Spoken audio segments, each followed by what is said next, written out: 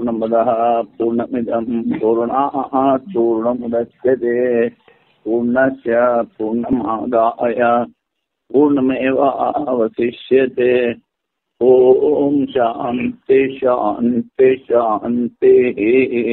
శంకరం శంకరాచార్యం కేశవం బాదరాయణం సూత్రభాష్యకృతౌ వందే భగవంతౌ పునః పునః. ఈశ్వరో గురురాత్మేతి మూర్తిభేద విభాగినే వ్యోమవద్వ్యాప్తదేహాయ దక్షిణామూర్తయే నమః. ఓం శాంతి శాంతి శాంతి. ప్రాణాధికరణము. ఆకాశస్థలింగాత్ అని పూర్వ అధికరణంలో వచ్చిన ఆకాశ శబ్దము బ్రహ్మపరము చెప్పారు. అలాగే ఈ ప్రాణం కూడా బ్రహ్మపరమని ఈ అధికరణంలో చెప్తారు. అందుకని ఆకాశమునకు చెప్పిన న్యాయం వలన ఇచ్చట అధిదేశం గావించున్నారు. అదే న్యాయం ఇక్కడ తీసుకొస్తారు. అధిదేశం అనగా ఒక చోట చెప్పబడిన సామ్యమును బట్టి మరి ఒక చోట ఉపయోగించుట అధిదేశం అందురు. అధిదేశం అవటం వల్ల ఇచ్చట కూడా యుక్తిదాహరణ సంగతి విషయం. కథమా సా దేవత ప్రాణహిత్యో వాచ.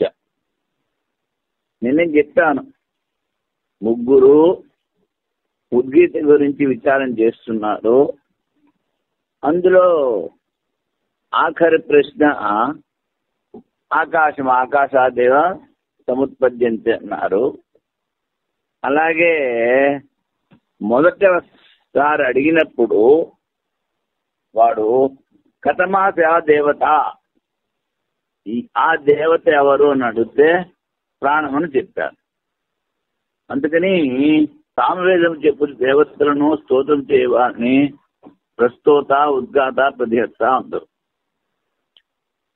సామవేదం ఇప్పుడు యజ్ఞం చేసేటప్పుడు ఒక దేవత పేరుతో ద్రవ్యాన్ని హవనం చేస్తారు, అంటే అగ్నిలో వేస్తారు. యజ్ఞము అంటే ద్రవ్యము దేవతా స్వరూపము. ఆ దేవతని స్తుతి కూడా చేస్తారు. అందుకని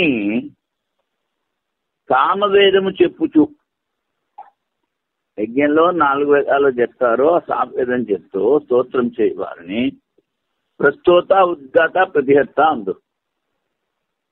ప్రస్తోతతో అంటే మొత్తం 16 మంది ఋత్వికులు ఉంటారు. ఒక్కొక్క వేదానికి నలుగురు చొప్పున ఉంటారు. ఒకడు ఆవరణ చేస్తూ ఉంటాడు, ఒకడు స్తోత్రం చేస్తూ ఉంటాడు. వీళ్ళందరి మీద ఒకడు బ్రహ్మ అని ఉంటాడు. వాడు ఊరికినే గోముఖ్ అంటే జపమాల పెట్టుకునేది, అందులో చేపెట్టుకుని జపం చేస్తూ ఉంటాడు. అంటే వీళ్ళు ఏమన్నా చేసిన తప్పులుంటే ఆ తప్పులకు ప్రాయశ్చిత్త రూపంగా బ్రహ్మ. ఆ బ్రహ్మ అన్నవాడు అన్ని వేదాలు తెలిసినటువంటి పండితుడు అన్నమాట. అందుకని వాడు చెప్పడం ద్వారా అందులో వచ్చిన ఆ ఖండం, అందులో వచ్చిన తప్పు పూర్తవుతుంది, ప్రాయశ్చిత్తం అయిపోతుంది. ఇప్పుడు వీడు చాక్రాయణుడు అలాగే అన్ని వేదాలు తెలిసినటువంటి పండితుడు. ఏమిటైంది ఇక్కడ చాందోగ్యంలో కథ వస్తుంది. ఈ చాక్రాయణుడు ఉన్న చోట అక్కడ మిడతలు పంటలు తినేసేసి పంటలన్నీ నష్టం చేసేసాయి. అనావృష్టి వచ్చింది. అనావృష్టి వస్తే అక్కడి నుంచి అప్పుడే వాడికి పెళ్ళయింది. కానీ పెళ్ళైన భార్య ఇంకా పుష్పవతి కాలేదు. ఆ భార్యను తీసుకుని ఈ రాజున్న చోటకు వస్తాడు. వస్తే ఆకలిస్తూ ఉంటుంది. అందుకని తావులో ఒక ఏనుగు మీద కూర్చున్నటువంటి మావటి వాడిని వాడు పాడైపోయినటువంటివి ఈ మినపప్పు నానేసి తింటూ ఉంటాడు. అవే నాకు కొంచెం ఇవ్వరా అంటాడు. సరే వాడు అవే ఇస్తాడు. కొంచెం తిని మళ్ళీ కొంచెం భార్యగా తీసుకెళ్తాడు ఇంటికి. ఆ భార్య ముందే దానికి భిక్ష దొరికిందే తినేసింది, ఇచ్చింది, దాచిపెడుతుంది. అది పొద్దున్నే మళ్ళీ పొట్టదనుకుని ఆకలిస్తుంది నా ఉంటే ఇస్తారు. తెలుసు వాడికి భార్య దాచిందని. అంటే భార్య తీసుకొచ్చేసి తినేసేసి అప్పుడు ఈ రాజు దగ్గరికి వస్తాడు. ఈ రాజు పెద్ద యజ్ఞం చేస్తుంటే అప్పుడు ఒక్కొక్క వేదం చెప్పినటువంటి ఆ ఋత్వికుల దగ్గరికి వెళ్తాడు. ఆ వేదం చదివే వాళ్ళని ఈ పేర్లతో చెప్తారు: ప్రస్తోత, ఉద్గాత, ప్రతిహర్త. ప్రస్తోతతో చాక్రాండి ఇట్లా నేను ఈ సామవేద భాగమైన ప్రస్తావమునందు స్తోత్రం చేయదైన దేవత ఏది? దానిని ఎరుంగుదువేని సరియే కానిచో నా ఎదుట ఆ దేవత స్తోత్రం చేసినా నీ తల తెగిపోవు. ఇప్పుడు ఎక్కువ తెలుసున్న వాళ్ళ ముందు తక్కువ తెలుసున్న వాళ్ళు ఒప్పుకోవాలి. ఊరికే వాడు స్తోత్రం చేస్తున్నాడు, ఆ స్తోత్రం ఏ దేవత గురించి అన్నది తెలియదు. ఇప్పుడు చెప్పాను కదా, ఈ చాక్రాయణ 4 వేదాలు పండితుడు, వీడికి తెలుసు. అందుకని వెళ్ళి వాడిని అడిగాడు, ఎరా ప్రస్తుత నువ్వు స్తుతి చేస్తున్నావు, ఆ దేవత ఎవరు అని. ఆ దేవత తెలియకుండా నా ముందు కనుక నువ్వు స్తోత్రం చేస్తే నీ తల పగిపోతుంది. విద్వాంసుల ముందు వారి ఆజ్ఞతో కర్మ చేయవలెనని నియమం. వారి ఆజ్ఞ లేనిచో అనిష్టం కాటిల్లును. ప్రస్తోత భయమునుంది మునిని ఈ విధంగా ప్రశ్నించింది. అది ఆ ప్రస్తోత అలాగే ముగ్గురు దగ్గరికి వెళ్తాడు, ముగ్గురిని అడుగుతాడు. ఆ దేవతలు వాళ్ళు చెప్పలేదు. ఇందులో ప్రస్తుతం ఈ ప్రస్తోత అడిగాడు, ఈ స్తోత్రము ఏ దేవత గురించి? ఆ దేవత ఏది? దానికి ముని దేవత ప్రాణమనను. ముని అంటే చాక్రాయణుడు, వాడి పేరు ఉషస్థ చాక్రాయణుడు. ఈ ప్రాణమునందే బ్రహ్మలక్షణులు చెప్పడం వలన సంశయం కలుగుతున్నది. నువ్వు స్తుతి చేస్తున్నావు దేవత ప్రాణము, కానీ ఆ ప్రాణాన్నే బ్రహ్మాన్ని స్తుతి చేశారంటాడు. బ్రహ్మలక్షణాలు చెప్పారు. మరి ఈ దేవతని ప్రాణం అనుకోవాలా, బ్రహ్మ అనుకోవాలా అన్నది సంశయం. ప్రాణశబ్ద వాచ్యం దేవత అని పూర్వపక్షము. అది పూర్వపక్షి అంటాడు, ప్రాణం శబ్దం వచ్చింది కనుక డైరెక్ట్ గా ప్రాణాన్ని తీసుకోవాలి. అదే పూర్వపక్షం చెప్తున్నాడు. దేవతా రూపముగా ఇచ్చిన ప్రాణమును చెప్పుటే ఉచితం. ఇందులో కనుక సుషుప్తి దశలో పంచభూతముల సారమైన ఇంద్రియములు ప్రాణములందు లయమవుట ప్రత్యక్ష సిద్ధం. ఆ అవస్థలో ప్రాణం వ్యాపారంతో కూడినై ఉన్నది. ఈ విధముగా ప్రాణ జాగరణ కూడా ప్రసిద్ధమే. అందువల్లనే దేవత ప్రాణమునట్టు ఉచితము. వాడు వైపు నుంచి ఇలా చెప్పాడు సిద్ధాంతం. ప్రాణశబ్దమునకు ప్రాణవాయువు అని అర్థమును చెప్పిన సర్వభూత లయ కారణం బ్రహ్మమును చెప్పే అర్థమును సంకోచము కావించవలేను. శుద్ధి చేస్తున్నాడు, ప్రాణమన్నాడు. ముందు వెళ్ళి ఈ ప్రాణంలో అన్ని భూతాలు లయమవుతాయన్నాడు. ప్రాణంలో ప్రాణం లయమవ్వదు. అలాగే ప్రాణం ఆకాశంలో లయమవుతుంది, ఆకాశం ఆత్మలో లయమవచ్చు. కనుక ఈ ప్రాణ శబ్దంతో బ్రహ్మని చెప్పాలి అంటాడు. సంపూర్ణ జగదుత్పత్తి స్థితి లయ కారణం చెప్పుడికే పూర్వాధికరణంలో ఆకాశశబ్దం బ్రహ్మను చెప్పినట్లు ఇదే ప్రాణశబ్దము బ్రహ్మవాచకం అని అర్థము చెప్పుడే ఉచితము. వేదంలో సామవేదము శుద్ధి చేస్తున్నటువంటి ఆ దేవత వచ్చిన శబ్దము ప్రాణము, కానీ దాని అర్థము బ్రహ్మ అని చెప్పాలి. ఎందుకని ఆ స్థితిలో మళ్ళీ ముందు వస్తుంది. ఈ ప్రాణంలోనే అన్ని సృష్టి స్థితి లయాలు జరుగుతున్నాయండి. సృష్టి స్థితి లయాలు జరిగేది బ్రహ్మలో కానీ కేవలం వాయువు ప్రాణంలో కాదు. అది ఈ అధికరణం. ఇప్పుడు ఇక్కడ వైయాసిక న్యాయమాలు చెప్తున్నారు.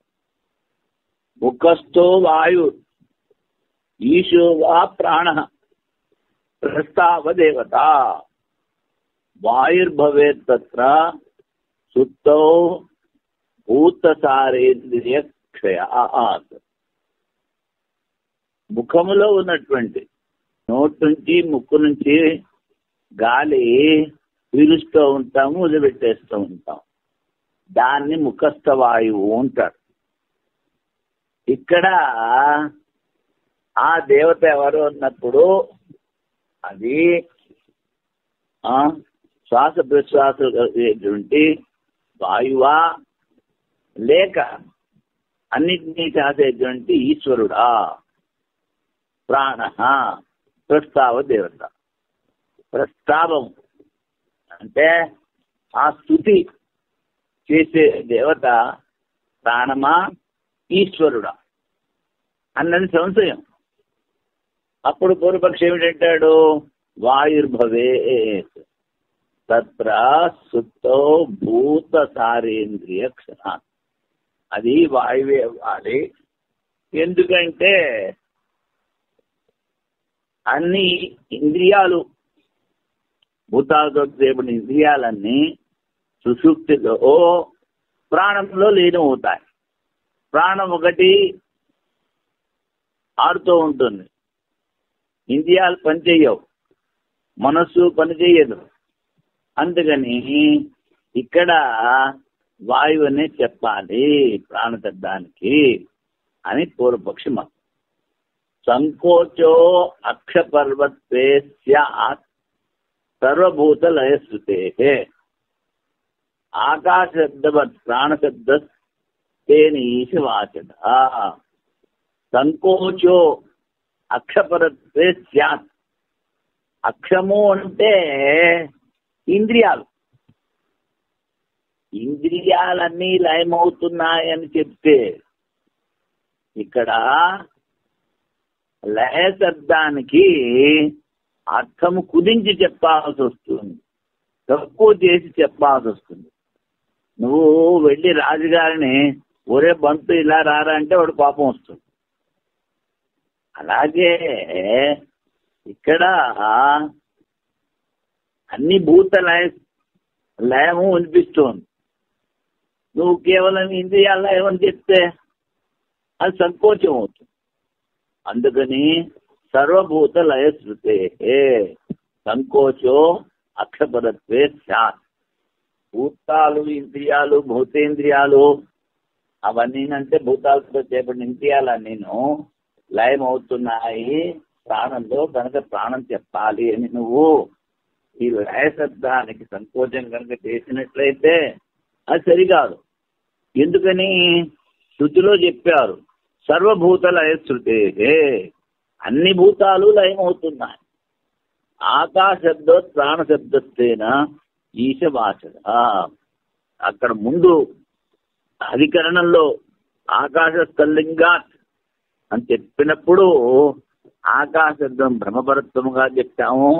అలాగే ఇక్కడ ప్రాణశబ్దం కూడా బ్రహ్మ ఈశ్వరుడని చెప్పాలి అని సిద్ధాంతం చెప్పాడు. ఇప్పుడు దీనికి అనువాదం ప్రాణ ఇతి హోవాచ. సా కా దేవత, ఆ దేవత ఎవరు అని ప్రస్తుతం అడిగినప్పుడు కుశస్య చాక్రాయణ చెప్పాడు ప్రాణము. ప్రాణము వాయు వికారమా లేక బ్రహ్మమా అని సంశయం. సుషుప్తిలో అన్ని భూతముల సారభూతమైన ఇంద్రియములు ప్రాణవాయువులో లీనమవుతున్నవి. అందువల్ల ఈ ప్రాణము వాయు వికారమే అని పూర్వపక్షము. సుషుప్తిలో కేవలము ఇంద్రియములు ప్రాణవాయువులో లీనమవును. ఇతట అన్ని భూతములలో ఏమో చెప్పబడింది. ఈ స్థితిలో ప్రాణమును వాయు వికారంగా చెప్పిన సర్వాణి హవా భూతాని అను శుద్ధిలో ఉన్న సర్వశబ్దార్థము సంకోచించవలేను. సర్వాణి హవా భూతాన్ని సర్వాణి హవా భూతాని ప్రాణమేవ అభిసంవిశంతి ప్రాణం అభ్యుజ్యతే అని పూర్తి మంత్రం తర్వాత వస్తుంది. కనుక సర్వము అని చెప్పినప్పుడు నువ్వు కేవలం ఇంద్రియాలని చెప్తే అది ప్రాణశబ్దాన్ని సంకోచం అవుతుంది. సర్వశబ్దార్థం సంకోచించవలేను. ఆకాశబ్దం వలె ప్రాణశబ్దము కూడా శృతిరూఢి ద్వారా బ్రహ్మవాచకమే. శృతిలో చెప్పారు కనుక బ్రహ్మవాచకం. ప్రాణమేవ అభిసంవిశంతి సర్వాణి హవా భూతాని. ప్రాణమేవ అన్ని భూతాలు ప్రాణంలోనే లీనమవుతున్నాయి అని చెప్పారు కనుక ఏవకారం నిన్న చెప్పినట్టుగా ఏవకారం ప్రయోగం వల్ల కూడా ప్రాణము బ్రహ్మముని సిద్ధము అని సిద్ధాంతం. ఇప్పుడు భారతీయ తీర్థుల వారి వ్యాఖ్య ప్రస్తుతనగా సామవేద గానముచే దేవతలను స్తుతించువారు. సామవేదంలో వచ్చిన మంత్రాల ద్వారా ఆ దేవతలని, ఎందుకంటే మొత్తం వేదంలో 80,000 మంత్రాలు కర్మకాండ, యజ్ఞము యాగము ఏది కావాలంటే ఏం చెయ్యాలి అన్నది. అక్కడ యజ్ఞం చేస్తున్నప్పుడు సామవేదము గాన స్వరూపం, అందుకని హా ఊహా ఊహా ఊంటూ ఉంటాడు ఆ సామవేదం చేసేవాడు. ఒక్కొక్క పదాన్ని పొడిగించి చెప్తూ ఉంటారు. అందుకని అది గాన స్వరూపం కనుక గీతలో వేదానాం సామవేదోస్మి అని కృష్ణ పరమాత్మ చెప్పాడు. ఆ సామవేద గానం చేసే దేవతలను స్తుతించేవాడిని ప్రస్తోత అంటారు. ఆకాశం తరువాత వాక్యములో ప్రణవమును సామవేదం యొక్క దేవతను స్తుతించి ప్రస్తోత అడిగిన దానికి ఉషస్తి చాక్రాయణ సమాధానం ఇచ్చాను. ఆ ప్రసంగంలో వాక్యం ముందు చెప్పాను కదా. ఈ చాక్రాయణుడు వెళ్ళి ఆ ముగ్గురిని అడుగుతాడు, ప్రస్తోత ఉద్గాత ప్రతిహర్త. వాళ్ళు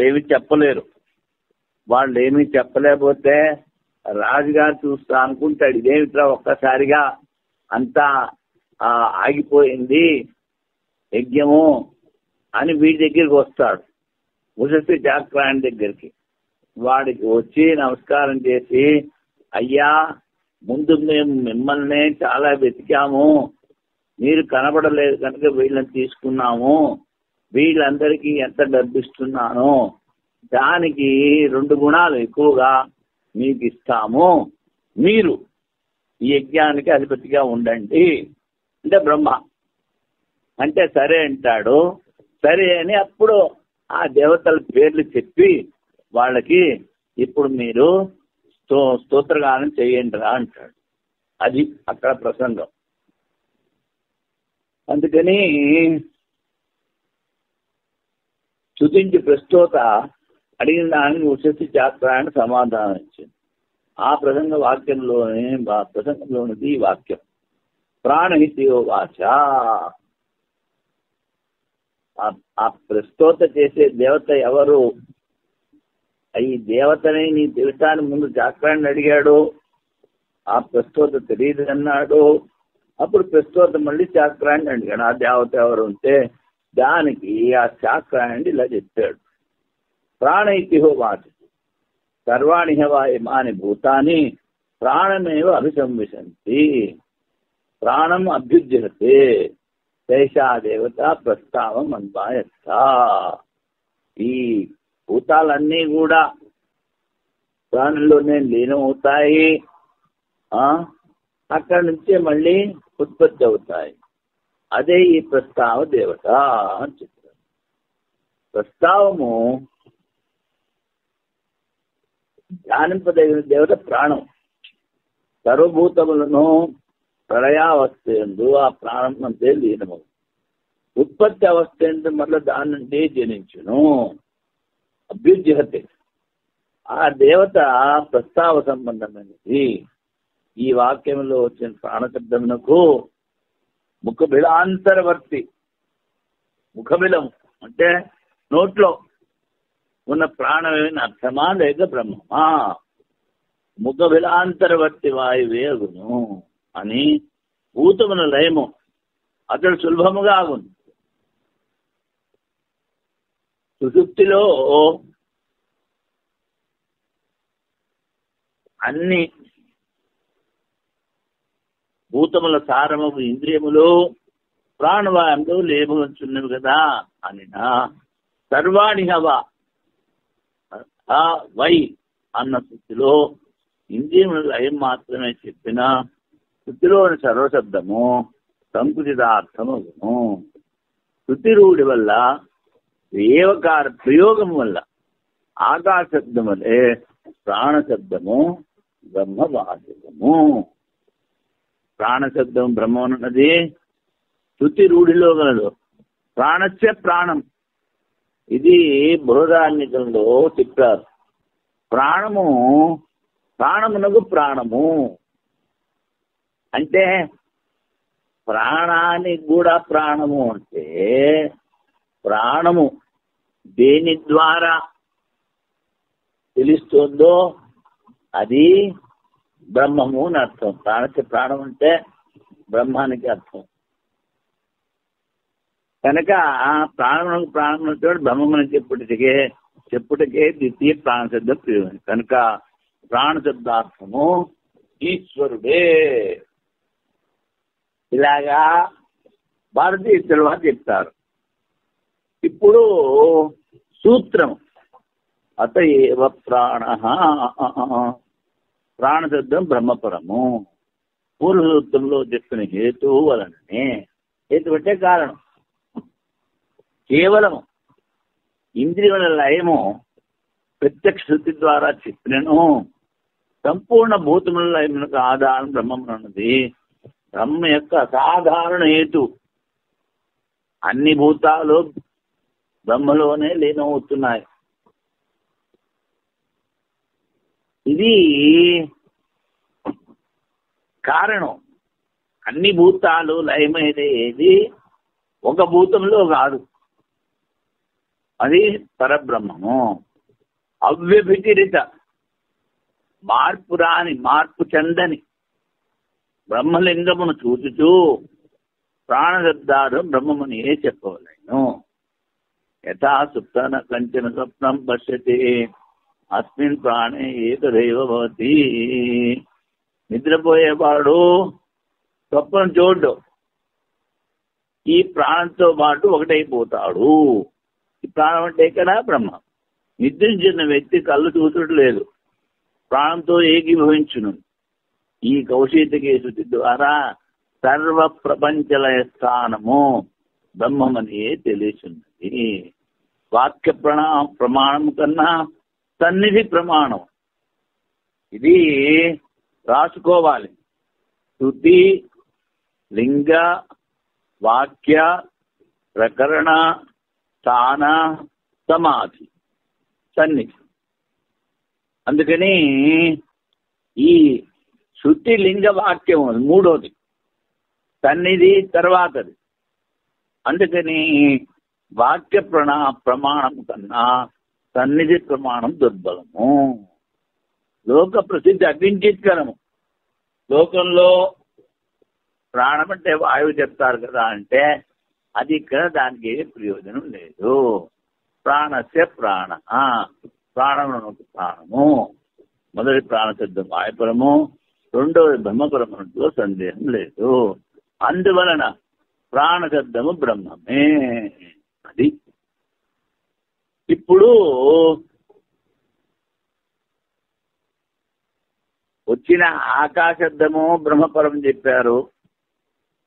ఆ ప్రసంగంలో వచ్చిన ఉషస్తి చాక్రాయణ ప్రసంగంలో వచ్చిన వాయుశబ్దము బ్రహ్మపరం అని చెప్తారు.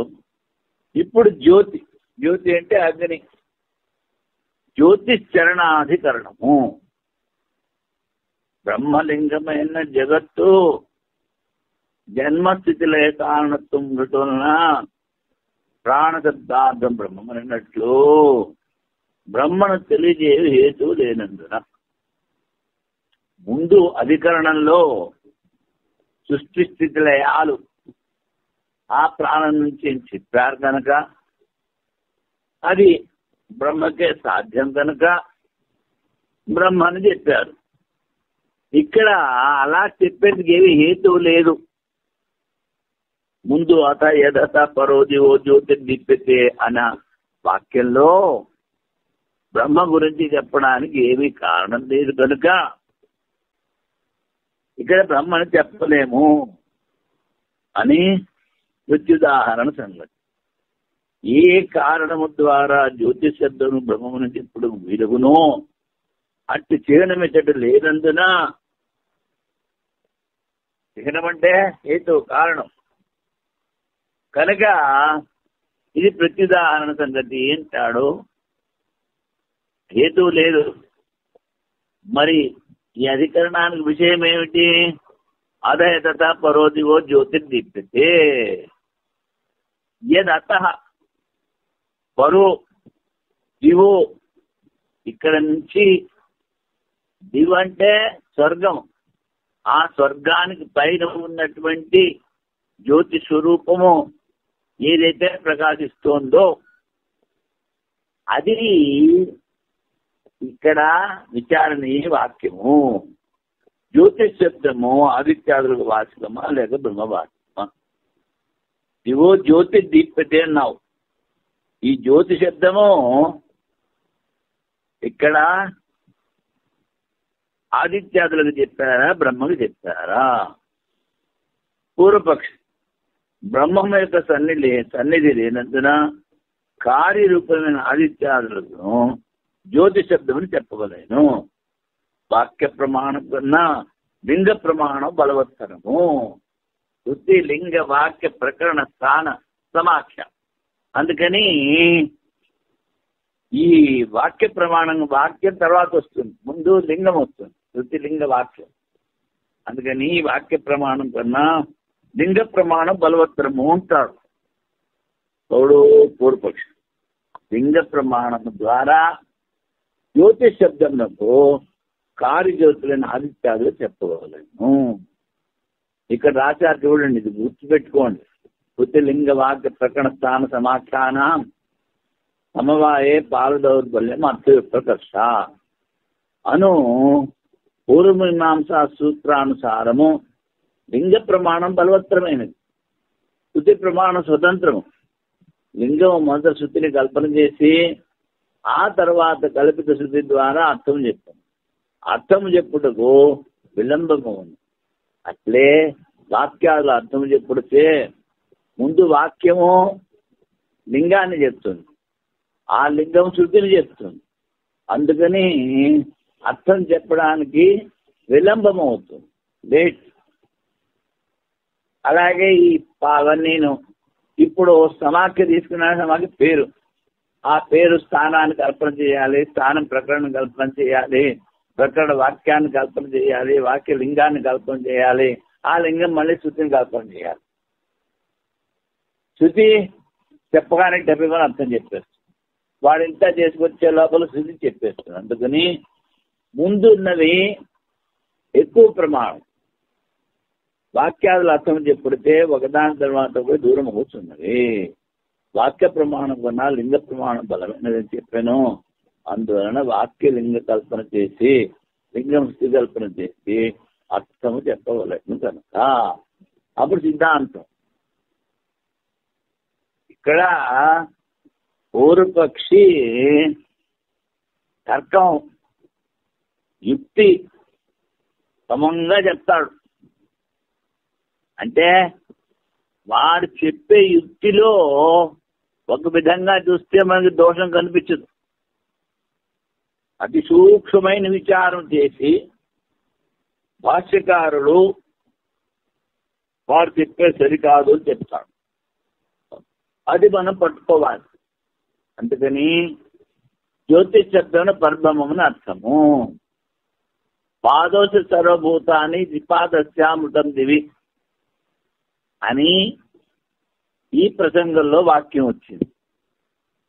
బ్రహ్మమునకు 4 పాదములు, ప్రకాశమునకు చాలా చోట్ల జ్యోతిష్ శబ్దం చెప్పెదురు. 4 పాదముల ప్రకరణగత బ్రహ్మ కొరకే యత్ శబ్దం ప్రయోగించింది. ఇక్కడ అద యద్ అత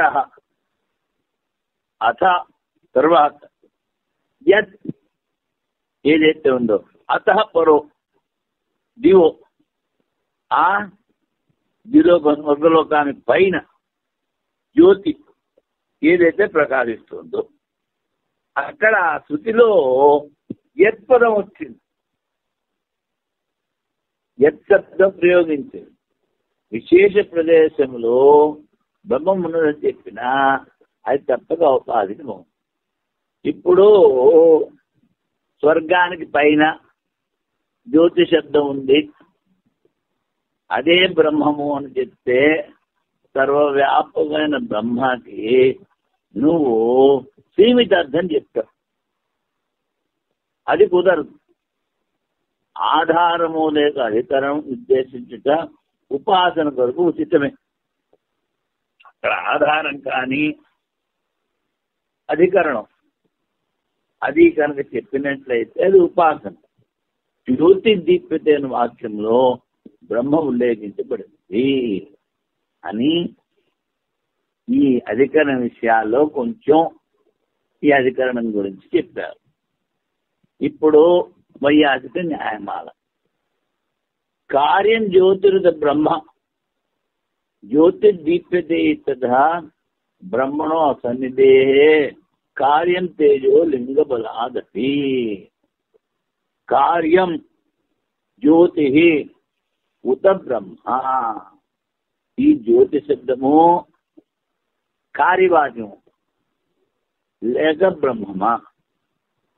కార్యము అంటే ఈశ్వరుడు కారణము, మిగిలినవన్నీ కార్యాలు. స్వర్గలోకం, హిరణ్య గర్భుడు, మిగిలినవన్నీ కూడా కార్యరూపాలు. కనుక స్వర్గం పైన ఉన్నటువంటి జ్యోతి అంటే అది కార్యంలోకి వస్తుంది. అందుకని అది కార్యజ్యోతి అన్నారు. లేక బ్రహ్మమా జ్యోతిర్దీప్యతే ఇత్యత. ఆ స్వర్గాని పైన ఉన్నటువంటి జ్యోతి వెలుగుతోంది అన్నారు. ఇక్కడ పూర్వపక్షి చెప్పేది ఏంటి? బ్రహ్మణో అసన్నిధి. ఇక్కడ ఈ వాక్యంలో బ్రహ్మ సన్నిధి చెప్పలేదు, దగ్గర ఉండడం. అందుకని కార్యం తేజమే తీసుకోవాలి. ఎందుకని? లింగ బలాదపి. ఇక్కడ ముందు చెప్పాడు వాక్యం కన్నా లింగ ప్రమాణము బలమైనది. అందుకని లింగ బలాదపి అని పూర్వపక్షి చెప్పాడు. దాని సిద్ధాంతం చతుష్పాత్ ప్రకృతం బ్రహ్మ యత్శబ్దేనానువర్తతే జ్యోతిష్యాద్ భాసకం బ్రహ్మలింగంతో ఉపాధి యోగత. ప్రకృతం ఈ ప్రసంగంలో చతుష్పాద్ బ్రహ్మ, పాదోశ సర్వభూతాన్ని త్రిపాదస్యామృతం దివి. అన్ని భూతాలు ఆ బ్రహ్మ యొక్క ఒక పాదంలో ఉన్నాయి. 3 పాదాలు పైన ఉన్నాయో ఎవడు ఏమిటి ఎక్కడ ఎవరికి తెలియదు. త్రిపాదస్యామృతం దివి. అది వాటి గురించి ఎవరికి తెలియదు. ఎందుకని ఎన్ని బ్రహ్మాండాలు ఎన్ని లోకాలు ఉన్నాయో అవన్నీ కూడా ఆ పరబ్రహ్మ యొక్క ఒక పాదంలో సృష్టించబడ్డాయి. 3 పాదాలు ఎక్కడున్నాయి ఏమిటని ఎవరికి తెలియదు. అందుకని చతుష్పాద్ ప్రకృతం బ్రహ్మ. ఈ బ్రహ్మ 4 పాదాలు ఉన్నది.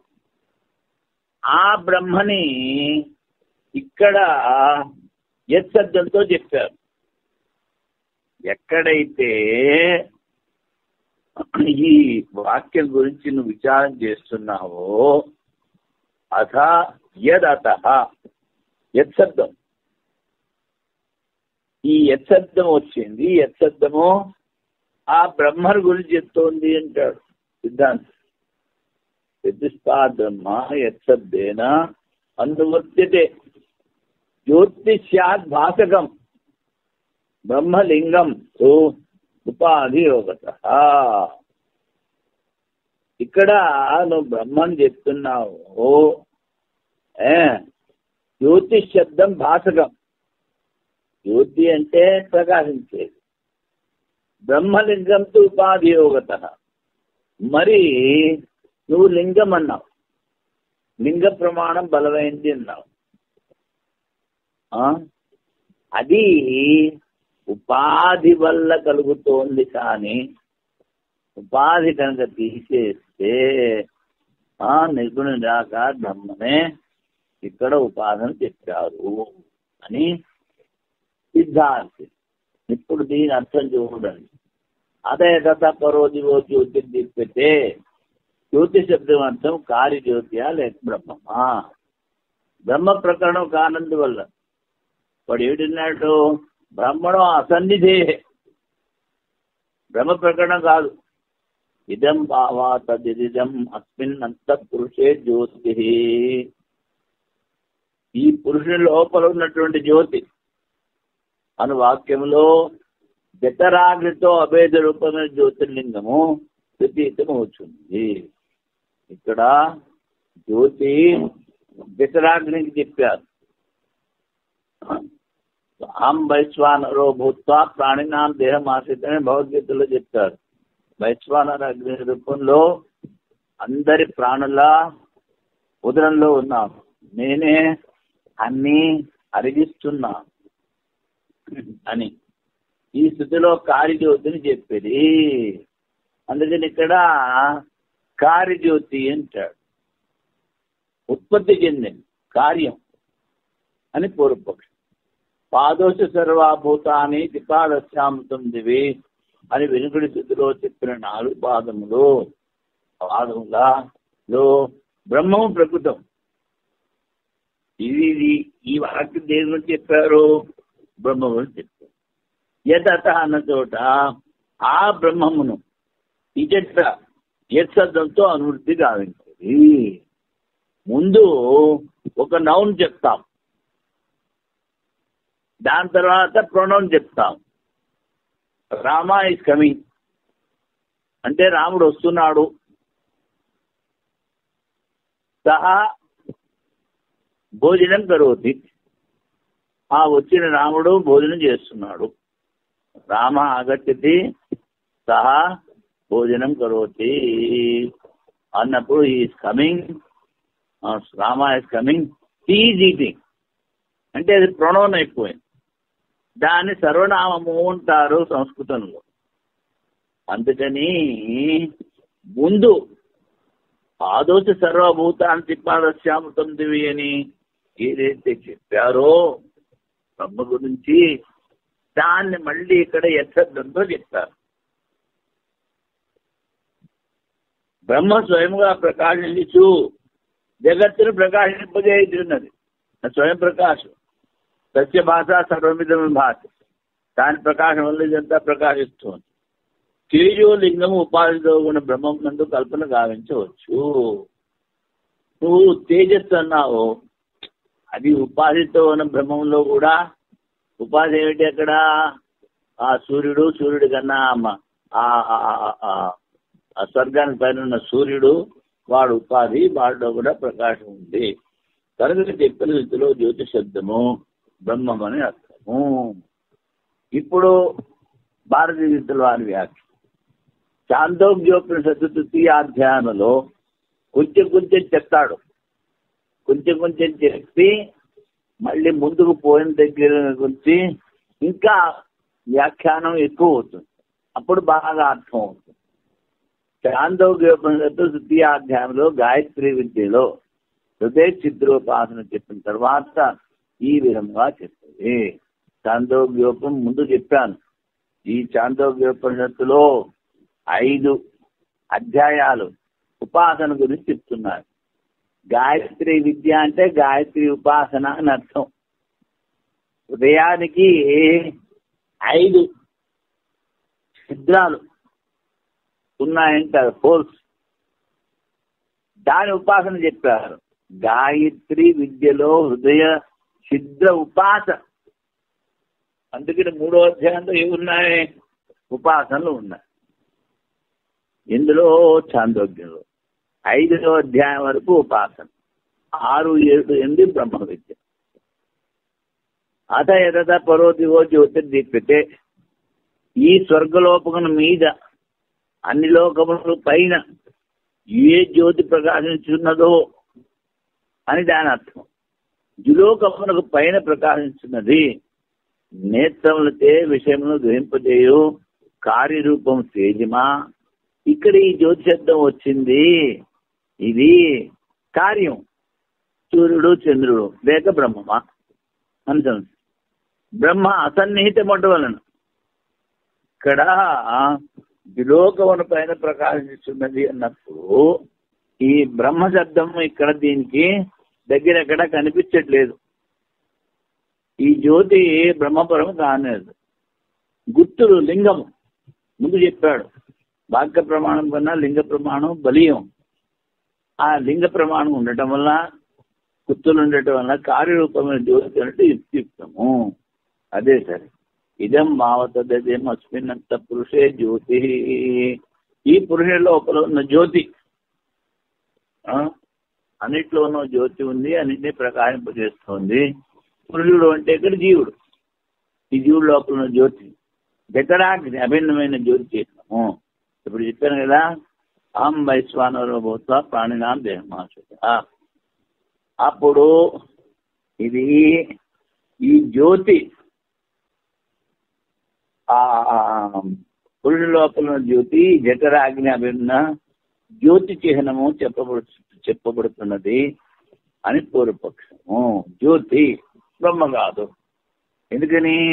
ముందు అడిగాడు వాడు, కార్యరూప తేజమా లేక బ్రహ్మమా అంటే వాడు ఏం నిశ్చయం చేశాడు? కార్యరూప తేజస్సు.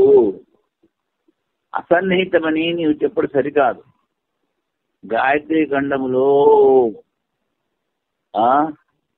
3వ అధ్యాయం పాదోస్తు సర్వాభూతాన్ని త్రిపాదశ్యామతం దివే మొదలుపెట్టారు. బ్రహ్మములకు 4 పాదములు, ఈ ప్రపంచమందు సర్వభూతములు 1 పాదము, తక్కిన 3 పాదములు ద్యులోకమున ఉన్నవి. 4 పాదముల బ్రహ్మ ప్రసంగము ప్రస్తుతము. యదత అన్న చోట ఇదే ప్రసంగంలో ఈ వాక్యం వచ్చింది. యథ శబ్దముతో ఆ బ్రహ్మమే ప్రస్తావించబడింది. ఆ బ్రహ్మమునకు సర్వభూతములు ఏకపాదము, మిగిలిన 3 పాదములు లక్షితమైన అనంత స్వరూపం ద్యులోకమని స్వస్మిన్నేవ అవతిష్ఠతే. మరి ఆ 3 పాదాలు ఎక్కడున్నాయి?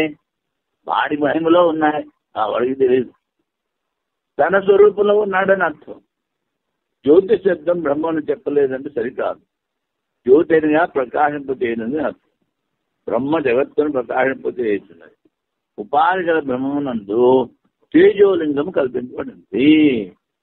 ఇప్పుడు ఉపాధి లోపల ఉన్నది కూడా బ్రహ్మమే, తేజోలింగం. ముందు చెప్పాం, అయమాత్మ బ్రహ్మ, ఈ ఆత్మే బ్రహ్మము, ఆ బ్రహ్మాస్మి, నేను బ్రహ్మను అని చెప్పినప్పుడు లోపల ఏ జ్యోతి అయితే ఉందో, ఏ ఆత్మ చైతన్యం అయితే ఉందో అదే బ్రహ్మ అని చెప్పారు. మరి అన్ని చోట్ల ఒకటే కదా బ్రహ్మ ఉన్నది, రెండు లేవు. అందుకని దేని లోపల తీసుకున్నా బ్రహ్మ తీసుకోవాలి. ఇంకొకటి బాగా గుర్తుపెట్టుకోవాలి, ఏమిటి అంటే ఇది బ్రహ్మసూత్రం, బ్రహ్మను గురించి చెప్పే సూత్రాలు. ఎక్కడ ఏది అడిగినా తిప్పి తిప్పి బ్రహ్మ దగ్గర తీసుకొస్తాడు. ఇది ముఖ్యం. ఎందుకని అన్నిట్లో ఉన్నది ఒకటే బ్రహ్మ, దాని విచారం చెయ్యాలి, దాని చింతన మనన చెయ్యాలి. అందుకని అది శ్రవణము చేసిన వేదవాక్యముల సాకారముతో మననం చేస్తూ అది బ్రహ్మరూపమని మననం చేయాలి. అందుకని ఇవి బ్రహ్మసూత్రాలు. అది ఎలాగా ఇది ఎలాగాన ప్రశ్నలు ఇక్కడ ఉండవు, ఉన్నది ఒకటే, అక్కడికే తీసుకురావాలి. అందుకని ఇప్పుడు సూత్రం చెప్తున్నారు, జ్యోతిశ్చరణాభిధానా అదేత పరో దివో జ్యోతిర్దీప్యతే. జ్యోతి శబ్దం ద్వారా పరమాత్మయే చెప్పబడింది. సూర్యచంద్రాల జ్యోతి చెప్పలేదు. పాదోష సర్వభూతాన్ని దిపాదశ్యాముతుంది అను పూర్వవాక్యంలో బ్రహ్మను 4 పాదములు చెప్పబడినవి. జ్యోతిర్వాక్యంలో స్వర్గ సంబంధము ద్వారా ఆ బ్రహ్మ యొక్క ప్రతిభిజ్ఞ అగును. మొన్నో చెప్పాం. ప్రతిభిజ్ఞ అంటే దత్తా ఇదంతా అవగాహ జ్ఞానం.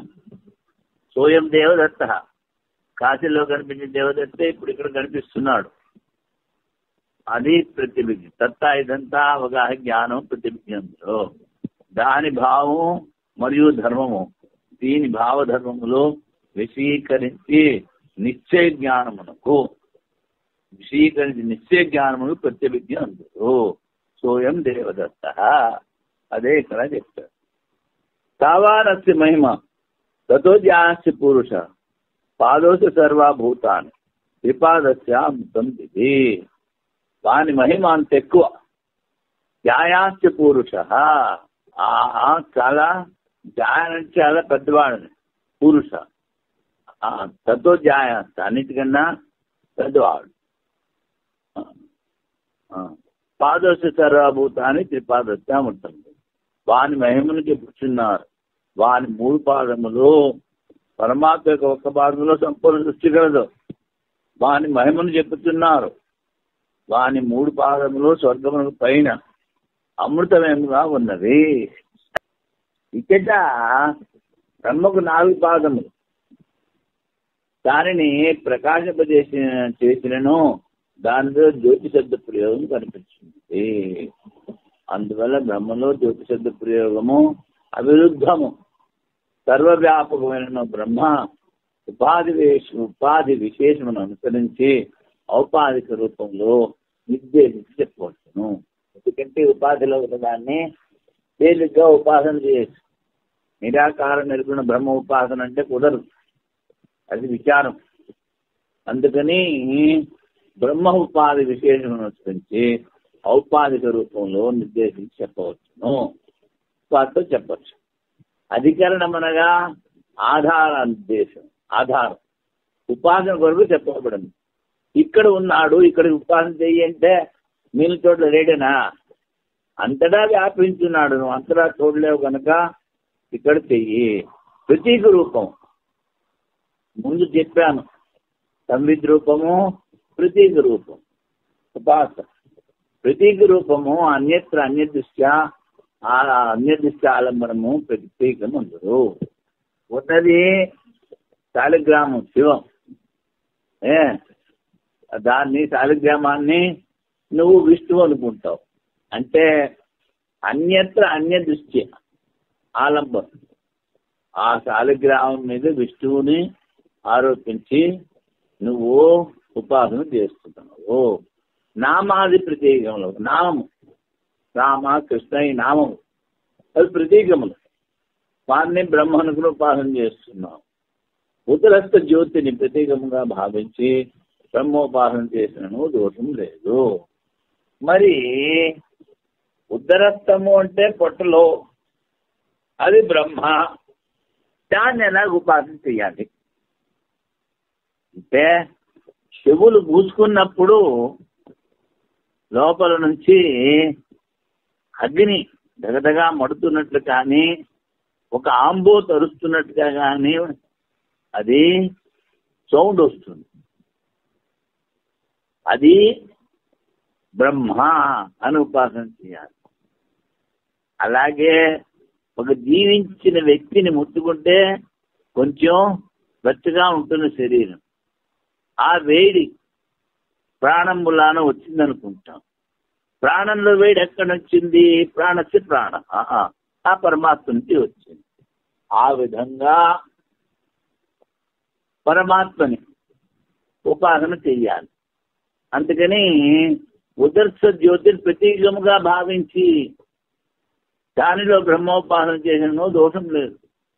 చాందోగ్యోపనిషత్తు వాక్యంలోని జ్యోతిష్ శబ్దము బ్రహ్మపరము. చందో విధానాన్ని చేన్న సదా చేతోత్ప్రణిరాన్ సదాహిదర్శనం. ఇక్కడ గాయత్రి ఛందస్సు చెప్పారు నాయన. ఛందస్సు అంటే మీటర్. కనుక ఇక్కడ బ్రహ్మ గురించి కాదు అంటే, నువ్వు అక్షర సముదాయము ఛందస్సు దాన్ని ఉపాసన చేస్తే నీకు ముక్తి రాదు. అందుకని చేత్తో అర్పణని కదా, ఆ దానిలో నీ మనస్సుని పూర్తిగా ఏకాగ్రం చేసి దాని చింతన చేయమని చెప్పారు. అది కేవలం ఛందస్సు అవ్వదు, అది బ్రహ్మమే అవుతుంది అని సూత్రార్థం. గాయత్రి వాయిదం సర్వం భూతం. గాయత్రి ఛందస్సు చెప్పుడెవరైనా బ్రహ్మ గురించి కాదనైనా అట్లాంటి సరికాదు. తథా చేతోర్పణని కదా, గాయత్రి ఛందస్సు ద్వారా గాయత్రిలో ఉన్న బ్రహ్మమునందు చిత్తం ఏకాగ్రం చేయాలని ఉపదేశము. తథా దర్శన అలాగే చూడబడుతోంది. ఏతం ఏవా బహురుచ మహత్యుక్తే మీమాంసంతే అను వాక్యములో వికారి కార్యబ్రహ్మం ద్వారా కారణ బ్రహ్మం యొక్క ఉపాసన కనబడుతున్నది. కార్యం ద్వారా కారణం. ముందు ఏమని చెప్పాము? రెండో సూత్రం జన్మాద్యస్యతః. ఇది కార్యం. జగత్ యొక్క సృష్టి స్థితి లయాలు ఎక్కడి నుంచి వస్తున్నావో అంటే ఈ కార్యం ద్వారా కారణాన్ని తెలుసుకోవాలి. దేని నుంచి వస్తున్నాయో అది బ్రహ్మ. అలాగే ఇక్కడ కార్యం ద్వారా కారణ బ్రహ్మ. ఆ గాయత్రి ఛందస్సు పూర్వవాక్యంలో చెప్పబడినందువల్ల జ్యోతిష్ శబ్దము బ్రహ్మపరం కాదు అనినా సరికాదు. అక్షరమును గురించి చెప్పిన గాయత్రి ఛందస్సు సర్వాత్మ స్వరూపం కానేదు. కొన్ని అక్షరాలు చెప్పేసి ఇది సర్వాత్మ అంటే కుదరదు. ఛందస్సు ద్వారా దానిని నేను బ్రహ్మంలో చిత్తమును ఏకాగ్రం చేయడం చెప్తే దృష్టాంతము ఏమేవ భవచ మహత్యుక్తే మీమాంసంతే. అయితే ఆరణ్యం ఇదే బ్రహ్మ మహా ఉక్తములో ఋగ్వేదం చదువువారు మీమాంస చేయుదురు. ఈ పూర్వవాక్యములో కూడా బ్రహ్మ ఉపాసనగా కనబడుతున్నది, ఛందస్సు కాదు అని చెప్పారు.